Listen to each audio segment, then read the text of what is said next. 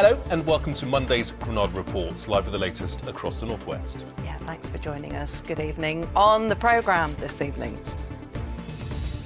In the eye of the storm, after over a week without power, the residents who fear more bad weather will cut them off from the outside world again. They watch from only 20 miles away and have had decades of health problems. Calls for special recognition for the nuclear test veterans of the 1950s. The parents giving a very special Christmas present to a hospice in Lancashire in memory of their children. And in the weather, another storm on the way. All the details about Storm Barrow and how it will affect our region a little bit later in the programme. Yes, thanks for your company. But first tonight, the residents whose lives were turned upside down by Storm Irwin, who fear the same could happen again with another storm on the way. The Met Office is warning that tomorrow the northwest will be hit by the second serious storm in 2 weeks, Storm Barrow. Electricity Northwest say they've reconnected power to almost 120,000 properties in the northwest as a result of damage to 900 parts of the network caused by falling trees and other debris. People in one part of Cumbria fear that recent history is about to repeat itself. They've been talking to our correspondent, Amy Welch. There was a spark and a flash, an orange one, and then this cable up here had come down with the tree and blocked the gate, and the cable was just lying all over the floor here. It's 11 days since Storm Irwin cut power supplies across Cumbria, and for Cheryl and her kids, it's a nightmare they're in no rush to repeat. So there was quite a lot of tears, very tired because you have to keep the fire going. We were all camping in the lounge together, all four of us with the animals, and towels rolled up and put under the doors to stop the cold coming in. We were cooking and showering with the hot water and the fire. We ran out of wood. They had to cook on the barbecue outside before abandoning their home for a hotel. When it happened, the cable came down and there was sparks and stuff, and obviously we had the kids running around here and the animals. We couldn't get through to anyone. We went onto the emergency line, no one responded. I couldn't get hold of someone for 3 days. 3 days it took to get hold of someone, and this cable was just lying here right up to the house, so it's quite frightening. And with many Cumbrian villages still without permanent power, the prospect of Storm Barrow is a serious worry. I didn't put it away yet because we still are using it. 2 miles down the road, the heating's back on at this house, but the electricity keeps cutting out. It was chaos on the Friday night, and all of a sudden things in our house started popping and banging, exploding. Kids started screaming, a lid flew off the fish tank, there was plugs exploding. At least 10 houses and the school here in the village of Witherslack are currently relying on this generator for their power, but it is by no means the most reliable. Yesterday it cut out for 13 hours, and the people who live here have been told it could be weeks before full electricity is restored. We do have a number of customers who are on temporary mobile generators to restore their power, and we're going through a programme of rebuilding the network and removing that generation. We hope to have all of the individual generators that are connected into single properties removed in the next couple of days. Councillor Fiona Hanlon helped coordinate the community response, but says many people feel forgotten. Lots of these places are at the end of long lanes and tracks and so on, and we as a community have actually had difficulty reaching the people that are in trouble. And also a key issue here is that the phone masts were down, so no mobiles, no internet, no landlines, and how can they contact NW if they've got no communications? We've had trouble, and that I'm operating out of a house that's actually got communication. Allithwaite and Cartmel Parish Council are now fundraising for extra generators and LED lanterns, but with snow and wind forecast overnight, those supplies will come too late for those whose lights have only just come back on. Amy Welch, ITV News, Witherslack. Well, Emma is with us now. Emma, the people in the eye of this latest storm are going to want to know, is it going to be as bad as Storm Irwin? Exactly, of course they are. There will be some very challenging weather around over the next 24 to 48 hours. And of course, it really is not welcome news for those, especially for those still trying to deal with the fallout of Storm Irwin. It is important to point out, though, that this storm, Storm Barrow, was named by the Irish Met Service. And so Ireland is actually going to bear the brunt of the impacts. For us, it's not going to be as potent as Storm Irwin. However, there will still be some impacts in the form of this widespread wind warning. Pretty much covers the whole of the UK there, for many parts of the UK. Gusts of 45, 50 miles an hour across our patch, but 60, 70 mile an hour gusts at the coast and across the Isle of Man. Significant overtopping of waves there. And also accompanying all of this, we've got outbreaks of heavy rain and there'll be snow above 200 metres. That Trans-Pennine route tomorrow, any commutes that you have to go across the Pennines could be very tricky indeed. Blizzard conditions at height and also some snow and blowing winds. Now, look at it out to here to the west. This is Barrow. It actually looks very insignificant as it's pushing in from the Atlantic. It's just when it crosses over to the cold side of the jet stream and then it sort of explodes, really, deepens very rapidly, and that's why we get the strong winds tomorrow. It hangs around for Wednesday as well, but Wednesday it's going to be a little bit calmer. And Emma, first Storm Irwin, now Storm Barrow, 2 named storms within a fortnight. Is this what winter's going to be like now? I hope not. No, those stories are heartbreaking there. And it isn't really unusual. It's not too abnormal, although Storm Irwin really was a major storm. What is unusual is that we're expecting some very mild weather to be pulling in over the weekend. And next week, our temperatures could actually be quite a bit above average for the time of year. That is unusual. I'm trying to end on a high and find some positives there, but I'll have all the details a bit later in the programme. Yeah, mild weather is good news. Emma, thank you. Brilliant, thanks Emma. And that storm warning is from 9 o'clock tomorrow morning, so be warned. On to other news. The Prime Minister has been out with the Merseyside police to observe a raid on a home in Liverpool. The government's promising to crack down on thousands of drug gangs operating right across the country. It's a 10-year strategy that aims to cut off the supply of Class A drugs, in particular the city-based crime rings supplying surrounding county areas, known as county lines operations. Everybody who knows about drugs crime will tell you that 300,000 people, their lives are chaotic. They need to be taken off drugs, they need to be put into rehab. You've got to invest in rehab. But you've also got to come down hard on the gangsters who are making hell of people's lives. So we have been working in partnership with key stakeholders from across the region to absolutely identify those people who are vulnerable at exploitation from drugs, to help prevent them ending up turning to a life of crime or ending up indeed as users themselves, but also taking that hard edge approach, that relentless approach, the relentless pursuit of those criminals who blight the lives of our community. Manchester City Council starting an investigation after people were seen trespassing on the site of a memorial to those killed in the arena bombing. 2 bereaved families witnessed hundreds of people walking through the area near Fennell Street on Sunday with claims that people were vomiting and urinating. The Glade of Lights Memorial Garden, which isn't open to the public yet, was built to honour the 22 victims of the arena terror attack. The former Fleetwood Town manager Joey Barton has been cleared of assaulting another manager after a match. He was accused of pushing over the then manager of Barnsley, Daniel Stendhal, in the tunnel at the end of a match, leaving him bleeding and with a broken tooth. The jury at Sheffield Crown Court acquitted Joey Barton of assault causing actual bodily harm.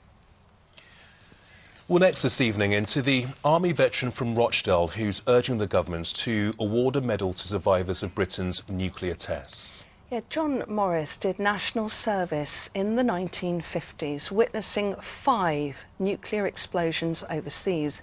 He's had health problems ever since and still wonders if his exposure to radiation caused the death of his baby boy. The Ministry of Defence has always maintained there is no evidence linking the nuclear test to ill health, but campaigners say that it caused cancers, fertility problems and birth defects. Other nuclear powers like the USA and Russia have compensated their test veterans, but not the UK. Our political correspondent Leisha McNally reports. John Morris's national service has left him haunted by questions after he witnessed the test of the most dangerous weapon in the world. I sat 20 miles from a nuclear explosion. The actual core is as hot as the sun's core, and I sat there with a pair of shorts, a shirt, and my hands over my eyes. It was unbelievable. I was 19. That was the most frightening experience. And when you were in national service, you did what you were ordered to do. I hadn't a clue what we were going for, and neither did anybody else. We did not know. We were going to be used as an experimental guinea pig team. John was one of 20,000 British personnel involved in the testing of atomic bombs in the Pacific during the 1950s and 1960s. But he thinks they carried away more than memories, living with the health effects of radiation and dying of them too. 2 of my friends died of cancer at 42. Both of them could not conceive children. John himself had a rare blood disorder linked to radiation. He had cancer, and worst of all, his baby son died. Stephen died of lung congestion. For such a young baby, that would not normally occur. It's a very emotive word, stolen. I can't prove in any shape or form they stole Stephen's life. I think they did. Can't prove it. Shall I tell you something? I was penniless. Me and my wife had no money, and we had to bury my son. The people around me fundraised and basically paid for the funeral. Do you know how much help I got off the military? Nothing. I didn't even get a letter. John and his fellow campaigners want more than a letter now. They want a service medal, a recognition for them and their descendants who fear they could inherit health conditions. We talk about the First World War and the Second World War and don't really mention this in our history books. There's a lot of medical research, etc., that really should be happening. That's the main reason Steve Pearce has joined the campaign. He was born in Birkenhead and born disabled. His father had served in the nuclear tests. For Dad, there was a sense of guilt, I think, when the doctors were sort of telling him what the issues were. He said, "I think it's all my fault." And that was the only thing he ever said. I have a son, he's now 6 months old, and he is so far healthy. I know I'm going to be always frightened that he's going to get some sort of tumour or cancer. And could I live with that? I mean, how do I live with that? I made a conscious choice to bring him into the world. And was it the right thing to do? The Ministry of Defence told ITV News, "We are grateful to all those who participated in the British nuclear testing programme. While it falls outside the criteria for medallic recognition, this in no way diminishes the contribution of those service personnel." But the MP for Salford and Eccles says gratitude alone isn't enough. I'm sure there is a concern on the Ministry of Defence part that this will open Pandora's box in terms of compensation. But when you think about what these people and their families have been through, it's right for us to examine this. It's right for us to carry out an investigation into that. And it's right for us to examine whether they are due appropriate compensation. In my own personal view, they are. But at this stage, all veterans are asking for is medallic recognition. She's now asked the Prime Minister to step in, urging him to meet veterans' families. I will certainly make sure that we get a proper meeting. If it goes ahead, it will be a major step forward in a decades-long campaign. John just hopes it won't bring another disappointment. All I want is a medal. It can be made out of silver paper. The mere fact that they, the establishment, understand the traumas that they put us through. And I get what I have been fighting for 60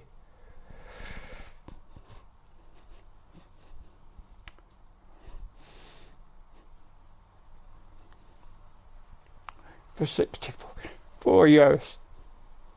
Recognition. OK, time to have a look at what's coming up on the ITV News at 6:30 with Mary. Coming up, the race against Omicron, more jabs into more arms as scientists warn the variant will be dominant within weeks.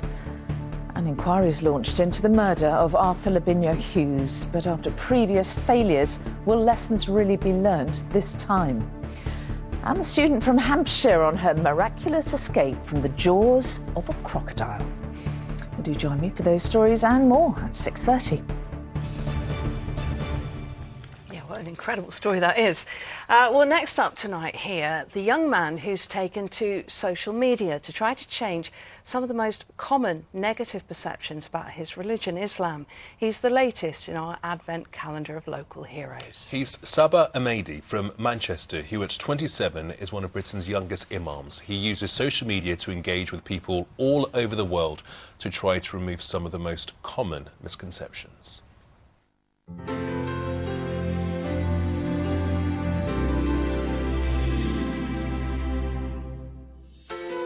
My name is Sabah Ahmadi, I'm 27 years old, I'm one of Britain's youngest imams, and I'm an imam of the Ahmadiyya Muslim community. I use my social media platform to remove misconceptions, make videos for people to understand and learn about Islam, and my platform is open for people to ask questions and have an honest and open conversation. That's the way which we can remove those misconceptions that people have of my faith. Being a young imam on social media, it's nice to be able to connect with people from all across the world. It's unique, and that's one thing about social media.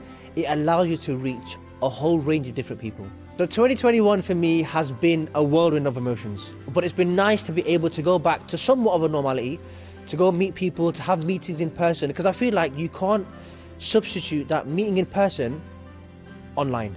My hope for 2022, I'm looking forward to my brother getting married, and I'm also excited for the opening of Britain's largest mosque. Now, at this time of year, there's never any shortage of musicians aiming for big sales, of course, but few albums have a message as poignant as this next one. Yeah, the people behind it all have nothing but praise for Darien House Children's Hospice in Chorley. And that's because they help care for their children during their short lives. Yeah, the album came together thanks to an international singer-songwriter with her own very special reason for getting involved. From Darien House, our reporter Victoria Grimes has more. The day that I met you, I fell in love, but I knew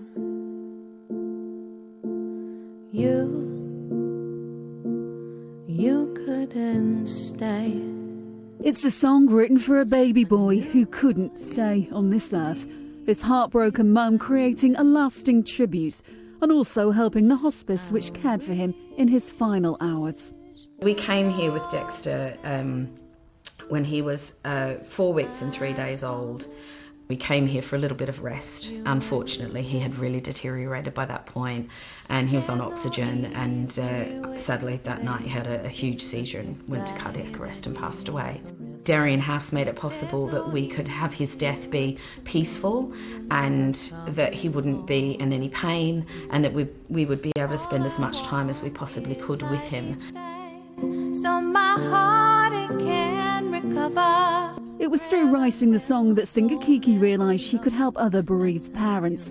She's now given the gift of a song to 10 other families at Darien House, their personal memories of their loved ones immortalised. It was so cathartic, and I walked away from it feeling like I finally had something that was there forever.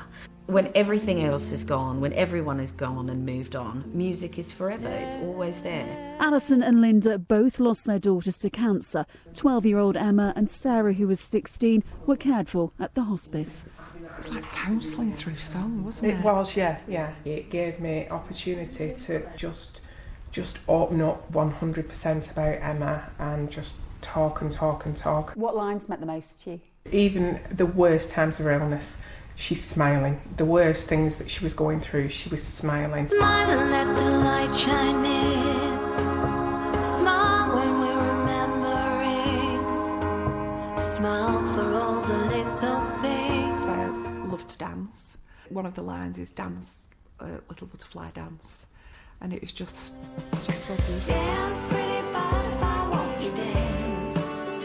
Everything captured her, every word. It's something that they've got to hold on to forever. Any opportunity we get to talk about our children and tell you their stories is a good one for us. So I want as many families to do that as possible. What do you think Sarah and Emma would have thought about these songs that you've created with Kiki? I really hope that she's smiling up there now.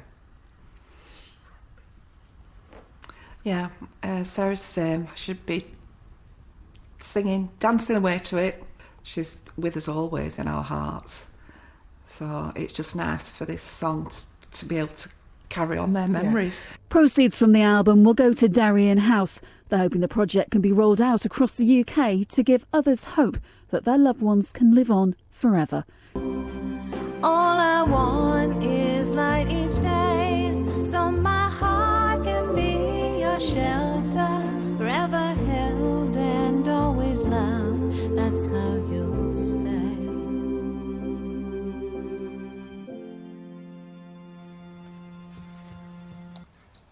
Yeah, beautiful singing, beautiful songwriting. There's more information about that album and the amazing work of Darien House Children's Hospice on our website. That is on the usual address. Time for the details on the arrival of Storm Barrow. Here's Emma with the forecast. Now that is brew weather.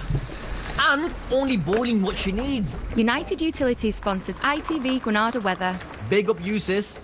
Hello there, very good evening to you. Well, some very challenging weather over the next 24 to 48 hours. The next storm is rolling in, Storm Barrow. Not quite as potent as Storm Irwin, but still bad enough if you're trying to deal with the after effects of Irwin. We're expecting outbreaks of heavy rain for a period tomorrow, with the risk of gales or severe gale force gusts, especially at the coast and over higher ground, with snow above 200 metres, maybe 2 to 5 centimetres of snow above 200, but then 10 to 20 centimetres of snow above 300 metres. And with those strong winds, we're expecting drifts and blizzards, maybe over the tops of the Pennines. That'll be very nasty indeed. And across the Isle of Man, with those strong winds, the significant risk of overtopping with those severe gales. And we're talking 60, 70 mile an hour gusts at the coast, but widely 45, 50 mile an hour gusts across the region, coming through with the heaviest of the rain. So then, at the moment, Barrow is not particularly eye-catching out in the Atlantic, and just in case you missed the earlier explainer, it's just as it crosses to the cold side of the jet stream that it deepens very rapidly. It sort of explodes, and then it kind of fills into Wednesday as well. So Wednesday is still windy, but not as lively as tomorrow will be. Rewinding to the next few hours, a few wintry showers do keep coming this evening, some sleet and snow in there, but through the early hours of the morning, everything does tend to dry up, and where there were showers earlier on, there will be some icy stretches developing. So mind how you go first thing tomorrow. Sun's up at 8:13 on Tuesday. It's going to be a bright, chilly start to the day, but not long before the clouds starts to thicken, first across the Isle of Man, and then in come the outbreaks of heavy rain, sleet and snow, and the strong winds moving through with that main system. Temperatures feeling cold, and then the low pressure hanging around, as I say, for Wednesday itself. Bye-bye. United Utilities sponsors ITV Granada weather. 2 sugars, please. Oh, lovely. Thanks, Emma. Finally, a victim of that bad weather. Lots of people have already come along to see this, the beautiful floating globe that's come to Salford from Pennington Flash in Lee. Well, for the time being, save yourself the journey. Because this is what it looks like now. It is the centrepiece of the Lightwaves event, but it's now been deliberately deflated by the organisers because of bad weather and, of course, more on the way. Yeah, let's hope that's not an omen. Bit of a letdown, really. Watch out for all that bad weather tomorrow. Thanks for joining us. Good night. Bye-bye.